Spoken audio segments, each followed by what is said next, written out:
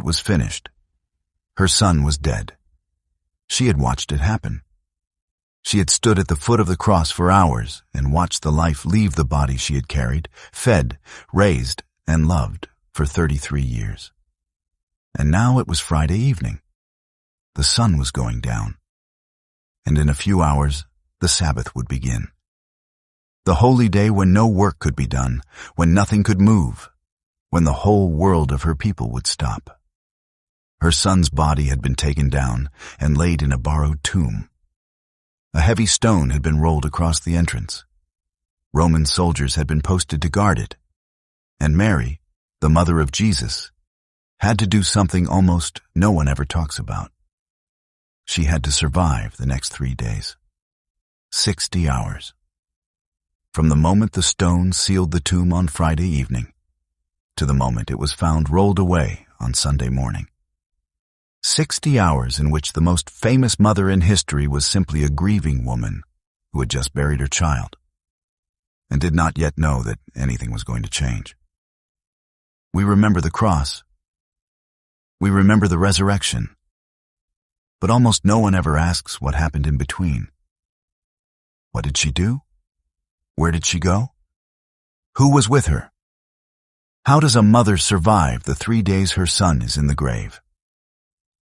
Built from the Gospels, from Jewish burial and mourning customs of the 1st century, and from the earliest traditions of the Church. This is the story of those 60 hours, hour by hour. The longest, darkest, quietest 3 days of her life. It begins at 3 o'clock on Friday afternoon, the moment he died. The Gospels tell us Jesus died at the 9th hour, about 3 o'clock in the afternoon. And they tell us exactly who was standing there when it happened. The Gospel of John names them. Standing by the cross of Jesus were his mother and his mother's sister, Mary the wife of Clopas, and Mary Magdalene, and the disciple John himself.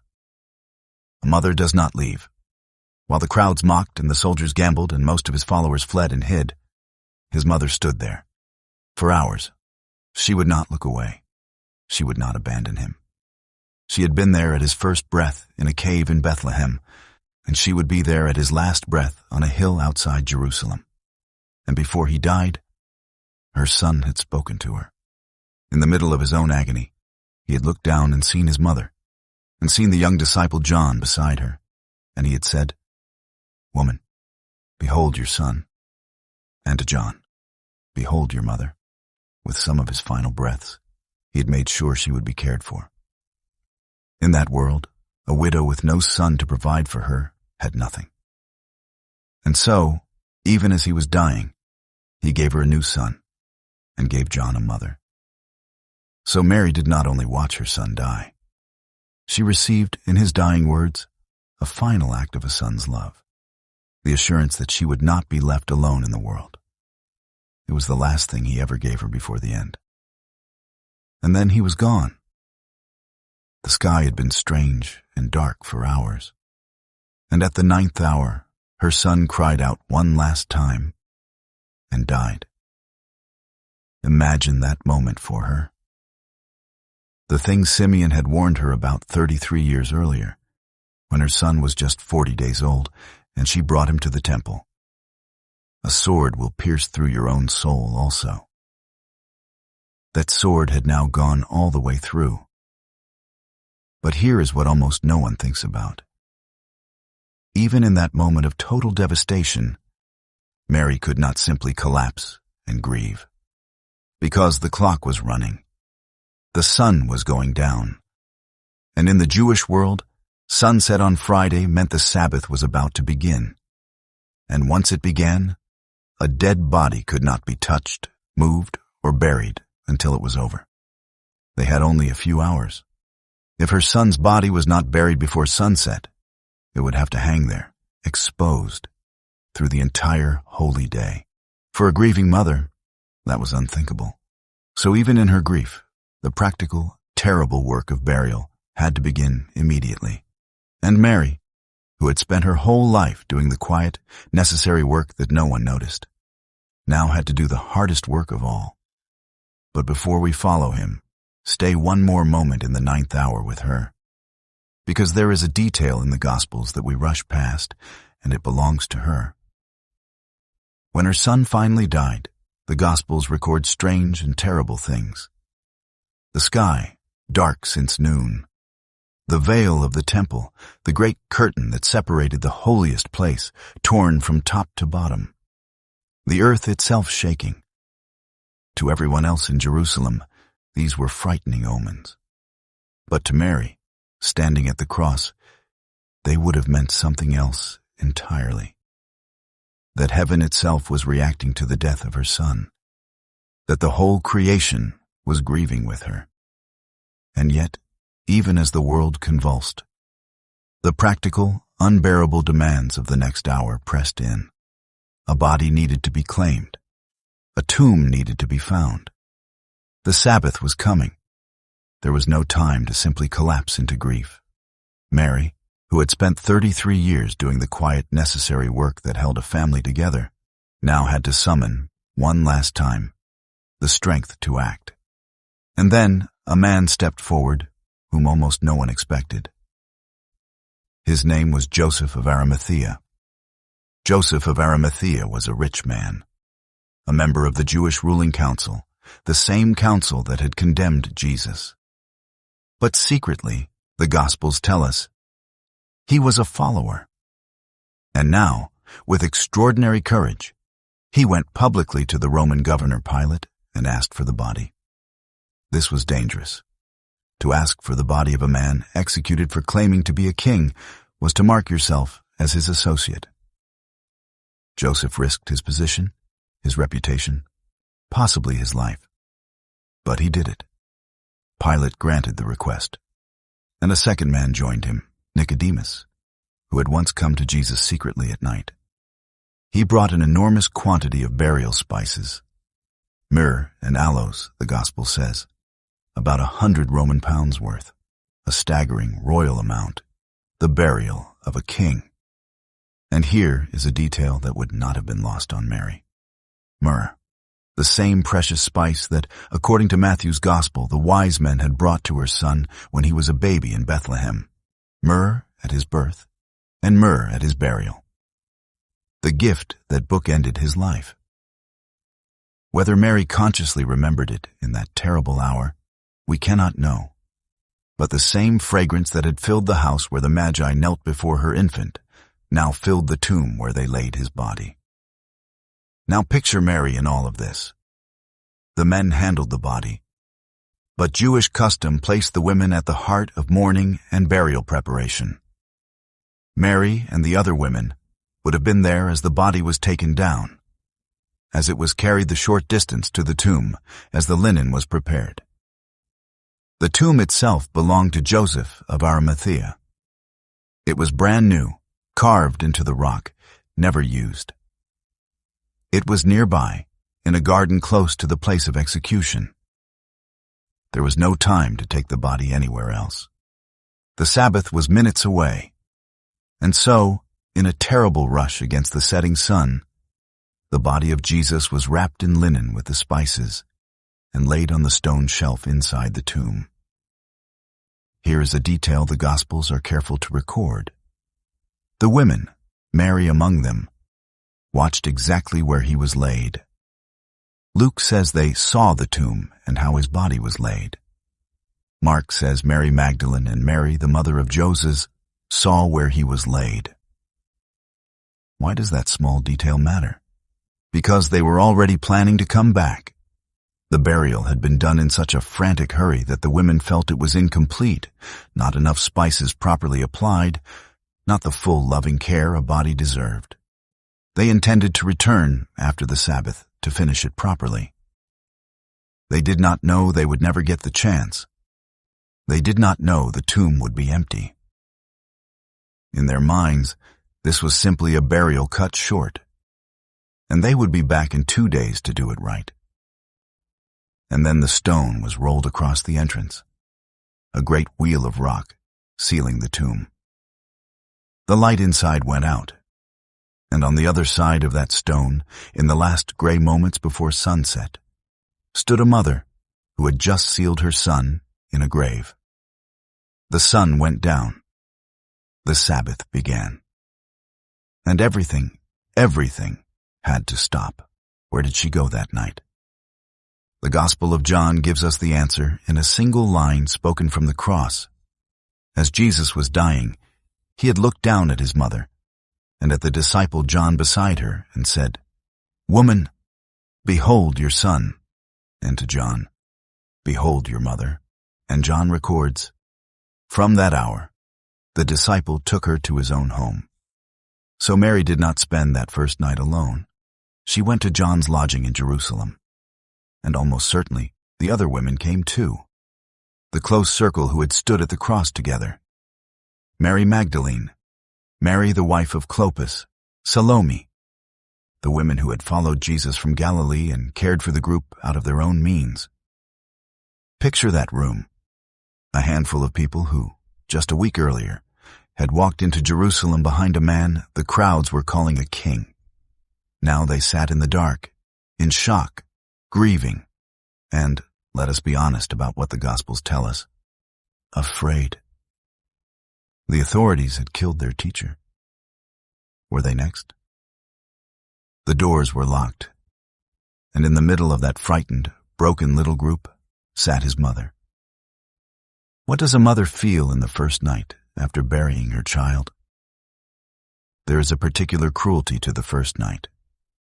The body is doing strange things, exhaustion crashing against the impossibility of sleep.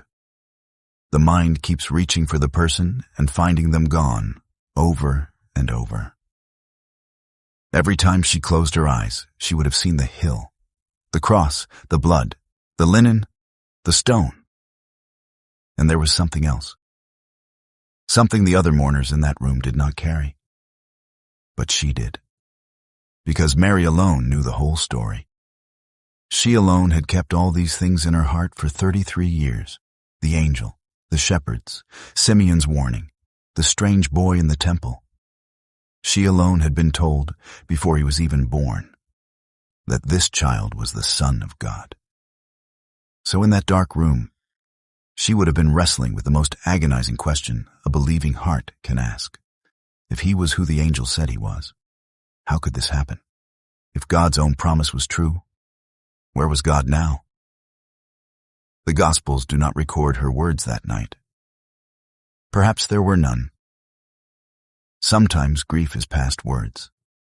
But everything we know about this woman, the girl who said, "Let it be to me according to your word," the mother who kept all these things and pondered them in her heart, tells us that even in that darkness, she did not let go. She held on. She waited. She did the one thing she had done her entire life. She trusted, even when she could not see. And there is one more thing worth saying about that first night. In the ancient Jewish world, the first stage of mourning was intense and physical. Mourners tore their garments. They sat low, on the ground or on low stools. They covered their heads. They did not wash, did not anoint themselves, did not greet others in the ordinary way. The whole body entered grief. So picture that room more fully now. Not a quiet, composed sorrow, but the raw, ancient shape of grief, torn cloth, bowed heads, the low keening that has no words. And in the middle of it, the mother. The one whose loss was deepest. The one around whom the others would have gathered, because in that culture, the mother of the dead held the very center of the mourning. And yet, even here, something set her apart from the others' grief. They mourned a future that had died with him, the kingdom they had hoped for, the teacher they had followed. But Mary mourned something both smaller and infinitely larger. Her child, the specific, irreplaceable person she had made and raised. No theology softens that. The Mother of God was, that night, simply a mother who had lost her son. And slowly, the first terrible night passed. and the gray light of the Sabbath morning came. Saturday, the Sabbath, the whole of it. And this is the day no one talks about. Friday has the cross. Sunday has the resurrection. But Saturday is the silent day, the day in between, the day when nothing happened, when nothing could happen, when her son was simply dead and in the ground, and the world stood still. Understand what the Sabbath meant. From sunset Friday to sunset Saturday, observant Jews did no work of any kind. You did not cook. You did not travel beyond a short distance. You did not labor. You did not even tend to the dead. The burial spices the women wanted to bring, they could not. The body they wanted to care for, they could not touch it. Everything had to wait. So Mary spent the longest day of her life unable to do the one thing every grieving mother aches to do: be near her child, tend to him, care for his body. She could not even go to the tomb. She had to sit still all day in a locked room with her grief. Have you ever had a day like that? A day when something unbearable has happened, and there is simply nothing you can do about it, and you have to just wait for the hours to pass? That was Mary's entire Saturday, stretched across the longest, emptiest day of her life.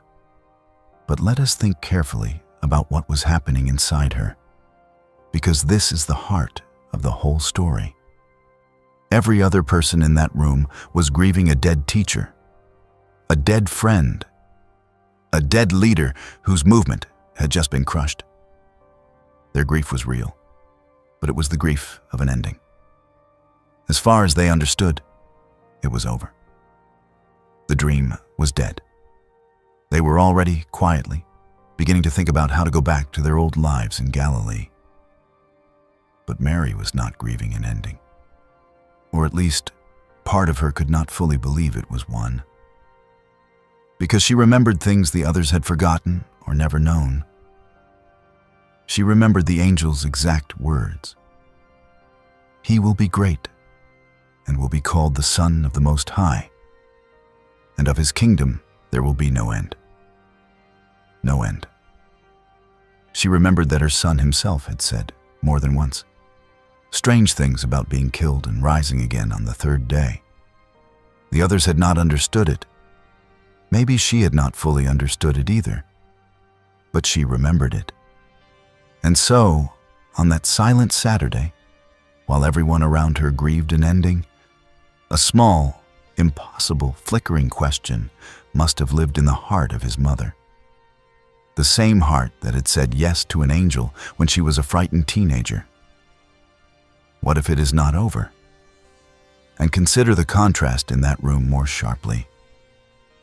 Around her sat men who, just days before, had walked into Jerusalem expecting thrones. Peter, who had sworn he would die before denying his master, and then denied him 3 times before the rooster crowed, and was now drowning in shame. The others, who had scattered into the dark when the soldiers came. They were not only grieving, they were ashamed, afraid and lost. Their teacher was dead, their courage had failed, and their hope was buried behind a stone. And in the middle of these broken, frightened men sat a woman who had never once failed in her faith, who had not denied him, who had not fled, who had stood at the cross to the end. If anyone in that room was holding the others together by the sheer steadiness of her trust, it was the mother. She had less reason than any of them to hope. She had lost more than any of them, and yet she was the steadiest soul in the room. She had no proof. She had no way to know. She had only a lifetime of trusting a God who kept impossible promises. And so she held on, through the longest and most silent day of her life, to a hope she could not explain and dared not say out loud. And consider what the rest of that day actually held, hour by hour. the morning light moving slowly across the floor, the other mourners coming and going in their grief, the ordinary needs of the body, hunger she could not feel, thirst she ignored, the exhaustion of a second day without real rest. Outside, the muffled sounds of a city at Sabbath rest, going about its holy day as if the world had not ended. And inside her, the slow, circling thoughts of a grieving mind. Replaying the cross, replaying his words, replaying 33 years of memory. Have you ever noticed how grief distorts time? How an hour can feel like a day, and a day can feel like a year? That Saturday must have stretched out endlessly for her. Each hour its own small eternity of waiting. And there was nothing she could do to make it pass faster or to ease the weight of it. She could only endure it. And the long gray Sabbath wore on toward evening. At last, the sun began to set on Saturday. And as the first 3 stars appeared in the evening sky, the Sabbath was officially over. Work could be done again.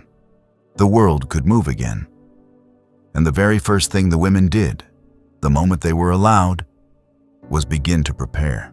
Mark's gospel tells us precisely, when the Sabbath was past, Mary Magdalene and Mary, the mother of James, and Salome bought spices so that they might go and anoint him. As soon as the shops could open on Saturday night, they bought what they needed. They spent that evening preparing the spices and ointments to finish the burial they had been forced to leave incomplete on Friday. Picture these women that Saturday night, working by lamplight, grinding the myrrh, mixing the ointments, preparing to do with their own hands the last loving act they could do for the body of the man they loved. It was the only thing left they could give him, and they were going to give it properly. Was Mary among them? The Gospels name different women in the group that would go to the tomb at dawn, and his mother is not always named in the dawn party itself. Perhaps the others insisted the grieving mother rest. Perhaps she was simply too broken to make the pre-dawn walk. But she was certainly there that Saturday evening, in the circle of women preparing, in the small community of grief that was getting ready to say its final goodbye. And here we should pause and honor something.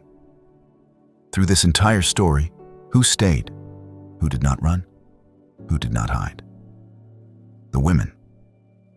At the cross, it was the women and 1 young disciple. At the burial, the women watched where he was laid. On Saturday night, the women prepared the spices. At dawn on Sunday, it would be the women who walked to the tomb first. The men, for the most part, were behind locked doors, afraid. But the women, led in spirit by the mother of Jesus, kept doing the work of love. Grief did not paralyze them. It focused them. They could not stop the death, but they could honor the body, and they would. They finished their preparations late that night. The spices were ready. The plan was simple. They would rise before dawn, while it was still dark, and walk to the tomb at first light, as early as the law and the daylight would allow. There was only one problem, and they talked about it that night, worried about it, turned it over among themselves. The stone, that enormous wheel of rock sealing the tomb. It had taken strong men to roll it into place. Mark records the exact worry on their minds as they set out. Who will roll away the stone for us from the entrance of the tomb? They were a handful of women carrying jars of spices. They had no way to move it. They decided to go anyway. They would figure out the stone when they got there. Love does not wait for every problem to be solved. They would go, and they would trust that somehow they would find a way in. And so the second night passed. And in the deepest dark before Sunday's dawn, the women rose. It was still dark when they set out. The Gospel of John is specific. On the first day of the week, Mary Magdalene came to the tomb early while it was still dark. Think about the courage of this walk. It was dark. The city was dangerous for followers of Jesus. They were walking to the tomb of a man executed by the state, a tomb guarded by Roman soldiers. They were carrying spices to anoint a body. They had no way to move the stone, and they went anyway. Why? Because that is what love does. It shows up, even when it makes no sense, even when there is no reason to hope. The women were not walking to the tomb expecting a miracle. They were walking there to grieve, to finish the burial, to be near him one last time. And as they walked, the sky began, almost imperceptibly, to lighten. The deepest part of the night, that hour when grief is heaviest and hope feels furthest away, was beginning, very slowly, to give way. Now, where was Mary, the mother, in this dawn? The Gospels focus the dawn story on Mary Magdalene and the other women who carried the spices. The mother of Jesus is not named in the dawn walk itself. And there is something deeply human in that. Perhaps the younger, stronger women insisted she stay and rest. Perhaps after 3 days without real sleep, her body simply could not make the walk. Perhaps she was praying alone in the dark room while the others went. But whether she was on the path or waiting in the room, his mother was awake at that dawn. Of that we can be sure. No mother sleeps through the third morning. She was awake and she was waiting for the women to come back, for some word, for the long nightmare of these 3 days to somehow break. And here is the extraordinary thing about that exact moment. Mary did not yet know. None of them knew. As they walked through the dark, as she sat by the window, the most important event in human history had, according to the Gospels, already happened, in the silence, with no human eye to see it. Sometime in that dark before dawn, inside the sealed and guarded tomb, the stone still in place, no trumpet, no crowd, no witness. Life had returned. But Mary and the women did not know that yet. They were still inside the grief, still carrying their spices, still asking who would roll the stone away. The dawn of the most joyful morning in history was breaking over people who still believed, with every step, that they were walking toward a corpse. And this is one of the most tender truths in the whole account. For a few more minutes, the mother of Jesus still lived inside the worst grief of her life, not knowing that it was already over. The victory had already been won in the silent dark, but the news had not yet reached her. She was, in those final minutes before dawn, a grieving mother on the very edge of the greatest joy any human being would ever receive. And she did not know it yet. How often is that true for all of us? That the answer is already on its way, while we are still in the dark. That the thing we are desperate for has already been set in motion, and we simply have not heard yet. Mary lived that in the most literal way imaginable, in the gray minutes of that Sunday dawn. And then the women reached the garden, and they looked up, and they stopped. The stone was not where it should have been. The stone, the enormous wheel of rock that none of them could move, had been rolled away.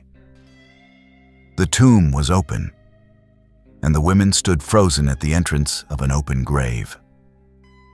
Mark tells us that as they entered, they saw a young man in a white robe, and they were alarmed. And he spoke to them the words that split history in two. Do not be alarmed. You seek Jesus of Nazareth, who was crucified. He has risen. He is not here. See the place where they laid him. He is not here. The spices in their hands were suddenly useless. There was no body to anoint. The thing they had spent all of Saturday night preparing for, the thing they had walked through the dark and the danger to do, was unnecessary. Because the tomb was empty. Now imagine the news reaching the mother. The Gospels describe the women running from the tomb in a storm of fear and joy, running to tell the disciples. And somewhere in that morning, The news reached the locked room where his mother had waited out the longest 3 days of her life. The women, breathless, weeping, barely able to speak. The tomb is empty. The stone is rolled away. He is not there. They say he is alive. What did she feel in that instant? After everything? After the cross, the burial, the sealed stone, the silent Sabbath, the sleepless nights? After holding on to an impossible flicker of hope, she could not even say out loud. We are not told her exact words. But think about who this woman was. She was the one who, more than anyone on earth, had been prepared for this. She had carried the secret of who he was since before he was born. She had treasured every impossible promise in her heart for 33 years. While everyone else had grieved an ending, some deep and faithful part of her had never fully stopped waiting for God to do the impossible. And now the impossible had happened. The promise had held. The God who told a teenage girl in Nazareth that nothing would be impossible for him had just proven it in the most total way conceivable. Her son was alive. And think about the perfect, almost unbearable symmetry of it. 33 years earlier, Mary's journey with this son had begun in a different kind of darkness.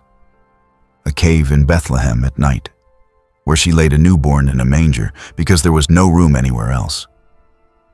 It began in a borrowed, humble place in the dark, with only a few witnesses.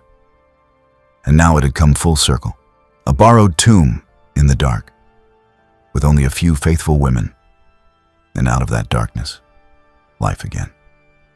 The cave where he was born and the tomb where he was buried were, in the end, both just doorways. One into the world, and one back out of death. The 3 days were over. The 60 hours of darkness, silence, and waiting were finished.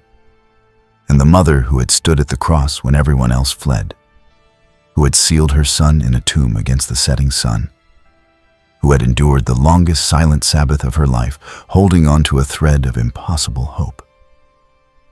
That mother now stood in the morning light and learned that everything she had ever believed was true. Her yes. The yes she had spoken to an angel as a frightened girl. The yes she had held on to through every sword that pierced her soul had not been in vain. He was risen. Step back and look at what these 3 days actually were. We remember the cross. We remember the resurrection. We build our whole faith on those 2 mountain peaks. But between them lies a valley that almost no one ever walks through. The 3 days when the story seemed over. When the answer had not come yet. When all a grieving mother could do was wait in the dark. And that is exactly why these 3 days matter so much. Because most of life is not lived on the mountain peaks.